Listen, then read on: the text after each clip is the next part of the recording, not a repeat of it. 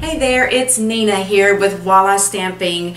This weekend, December the 9th on Saturday, is the Army-Navy game, and I am rooting for the Black Knights. Go Army, beat Navy. If you're a Navy fan, I don't mean to offend at all, but my oldest is a cadet at West Point, so that's the team I'm going to be cheering for. So anyway, just wanted to have a little fun with that today because I am all about West Point football. So let's talk about the project we're going to be doing today. This one is my Poinsettia or Poinsettia, whichever way you prefer to say it, gift box. And I really do like how it turned out. I've got some copper foil, some gold glimmer paper, and some white ribbon on my real red cardstock. And this is going to start winding down the projects that I'm going to be sharing with you for Christmas. Just because Christmas is basically 2 weeks away, my occasions and celebration items should be delivered to me today, which I'm so excited about. So once I get that order in, I'm going to start introducing you to some of those products because starting January 3rd, I think is the date. It's either the 2nd or the 3rd. I believe it's the 3rd. I'll have the date here on the screen once I double check that and make sure. But anyway, coming up the first part of January, you can start ordering from the Occasions catalog and getting your freebies from the celebration brochure. So as time goes on, I'm just going to be sharing some of those Occasions catalog items with you and some projects using those. So let's go ahead and get started on this box. So here is this box, and I love how it turned out. And it's a really good sized box too. It's 2.5 inches square, and from the bottom of the box up to this score line is 3.5 inches. But then you also have an additional 2.5 inches that you could put some things in too. So this box will hold a lot of candy or treats, whatever you would decide to put in here. And the box itself is using a whole sheet of cardstock, 8.5 by 11, and then I have my copper foil sheet and my gold glimmer paper. Both of these are cut to about 4 inches by 6 inches. Then on the back of each of these I have applied some of our Suggs adhesive sheet, and that's going to make it so easy to attach all of these to the front of the box. Then for the sentiment, I have a piece of red glimmer paper. This is 2 3/4 by 3/4 of an inch, and then a piece of Whisper White that is 5/8 of an inch by 2 3/4. The framelits that I'm going to be using today are from the Quilt Builder framelits, and I'm going to use these two pieces right here. The stamp set I'm going to use is the Star of Light stamp set, and I chose this one because I love the font on this Merry Christmas right here. So my adhesives are going to be some tear and tape and some Stampin' Dimensionals. So I'm going to start out by doing some scoring on my 8.5 by 11. I have my cardstock in on the 11-inch side across the top, and I'm going to start out by scoring at 2.5, then at 5, 7.5, and 10. Now I will have a free printable PDF over on my blog for you that will have all of the measurements, all of the list of supplies that I'm using, where to cut, a diagram that will show you exactly where to score, to put your adhesive, all of that. So you don't have to worry about trying to keep up with everything right now and write it down, because you can just go over to my website and print off that PDF. So now that I've got those scored along the 11-inch side, I'm just going to turn my paper so that the 8.5 is across the top, and I'm going to score at 2 inches and then again at 5.5, and then one last score is going to be at 8. Now I'm going to do my cutting. So the first thing that I'm going to do is cut straight up each of these score lines along the bottom. And the way you'll know the bottom is the top portion of your box is going to have that little 1/2 inch score line there, and then the bottom of the box will be the 2 inch. Then this little piece right here, I'm going to cut it away because I don't need that. And then likewise, this little rectangle up here, I'm going to cut that off also. Then I'm going to go ahead and cut this at an angle right there. So I'm going to flip my box around now, and I'm also going to turn my cheat sheet the other way so that I know that I'm telling you to cut this correctly. So the first thing I'm going to do is cut up each of these score lines just like I did on the other side, and I'm going to stop at that first horizontal score line. So for here, I'm going to go ahead and get rid of this little rectangle right here. And then I'm also going to get rid of this rectangle. So I'm just going to move that little piece out of the way and cut right across here and get rid of that one. So when I'm done doing my cutting, this is what it's going to look like when I'm all finished. So I'm just going to bring my Simply Scored scoring tool back in, and I'm going to come over here and find my 1 1/4 inch line, and I'm just going to make a little mark right there with my stylus. And then I'm going to come over to the 6 1/4 inch mark, and I'm going to use my stylus and just put a little indentation right there in my paper. And that is where I know that my center is. So what I'm going to do now is line my ruler up right here, even with this center point that I made, and then also with where these two score lines come together and meet, and I'm just going to score. I know you've seen me do this tons of times because I've made a lot of boxes with this type of scoring in it. So I'm going to keep that center point there and then score down to where these score lines come together. I'm going to do the same thing on this end piece.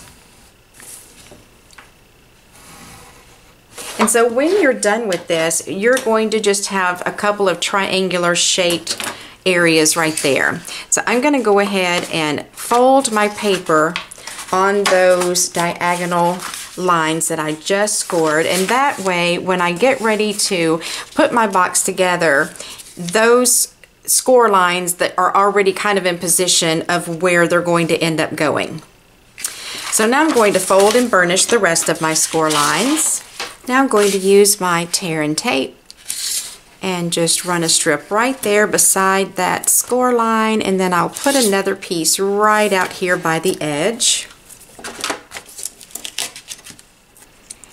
Remove that adhesive backing.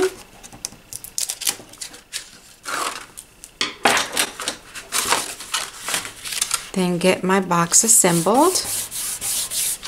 Now this is going to end up being the back side because that is a cut edge. So this will be my front. This is the last tab that I'm going to adhere down because I want all of the rest of my corners to be smooth and look nice. So I'm just going to put a couple of pieces of my tear and tape right here.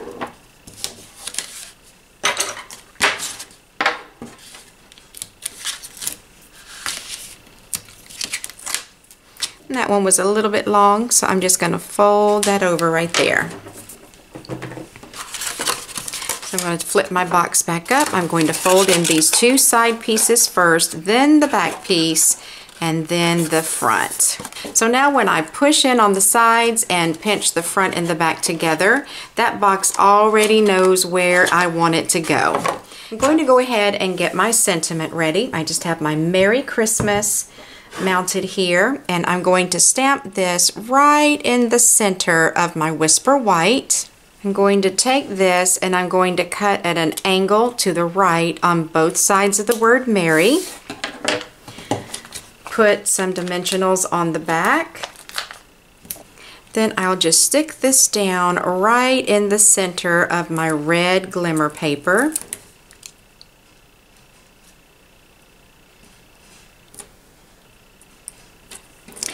Then I'm also going to trim my glimmer paper at the same angles as my Whisper White. So my sentiment is ready to go. What I'm going to do next is go ahead and get all of these cut out. Now, I don't want to continuously run this copper foil sheet through my Big Shot because any imperfections that might be in my cutting pad, if I continue to run that through, will end up transferring over to my foil sheet. So what I'm going to do is just put that framelit on there, cut around it, and run each one through individually. So when you go to put this on your Big Shot and get it cut out, I have my magnetic plate down here to help me hold this in place.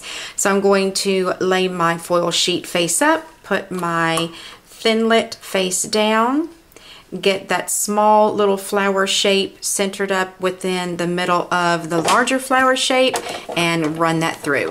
I went ahead and cut everything out. I've got 4 of the gold glimmer paper flowers and I have 6 of the copper foil sheet flowers. I kept all the little centers out of these because I'm going to be using those as leaves.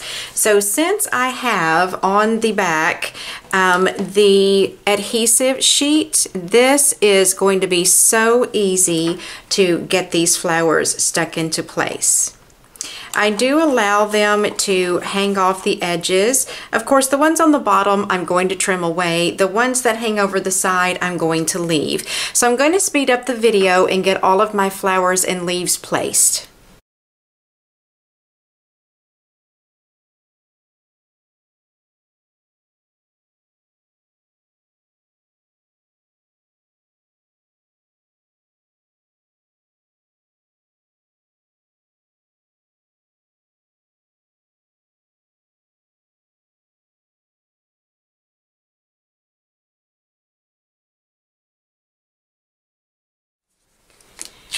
In the center of all of my flowers, I put a rhinestone that I colored with the dark old olive.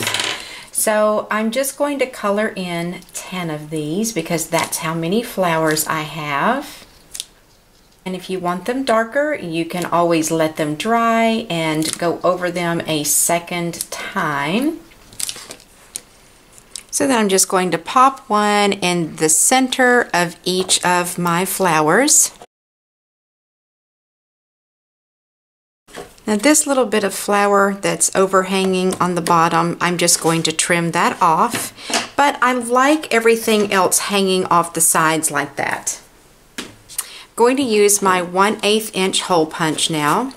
I'm just going to squeeze my box together, decide where I want those holes to be, and I'm just going to take my piercing tool and I'm just going to poke a little hole right there and right there. And I know you cannot see that. It's just barely a little indentation, but I can see it enough to know where to punch. Bring those together and punch there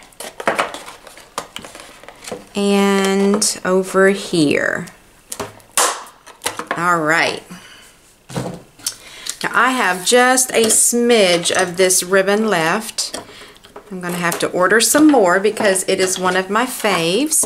But all I'm going to do is just run this ribbon from the back and through the front on each side. And hopefully I have enough ribbon to tie this in a bow. So the last thing that I want to do is to take my sentiment and put a couple of dimensionals on the back and then stick that to the front of my package. And I'm just going to put this on here at an angle, just like that. Get that attached. So here are the two boxes. They're very similar, but there is one little bit difference. Can you see what it is? This one is done in cherry cobbler. This one is done in real red. I wanted to see if I liked the darker color with the cherry cobbler and the copper and all that better than the real red. But to be honest with you, I like them both. I don't have a preference either way. Now, I didn't realize that I had such a small amount of ribbon on my spool when I got ready to video this tutorial. So this is the bow that I'm going for, but that is all the ribbon I had left. So unfortunately, that bow is much smaller. So we're all done with our project for today. I really do like how these boxes turned out. Of course, you know I'm going to because they have shine, they have glitter, they have sparkle. I'm gonna love this box. Anyway, I hope that it's inspired you to create a little gift box to put a gift in for family members, friends, co-workers, teachers. Now when you're over on my blog at wallastamping.com getting your instruction sheet, I would love for you to sign up for my newsletter. I send out exclusive tutorials throughout the month, as well as keep you up to date on whenever Stampin' Up! Has a new product or a sale or anything like that going on. And I'll also let you know when I have an online class or if I'm having any special sales myself.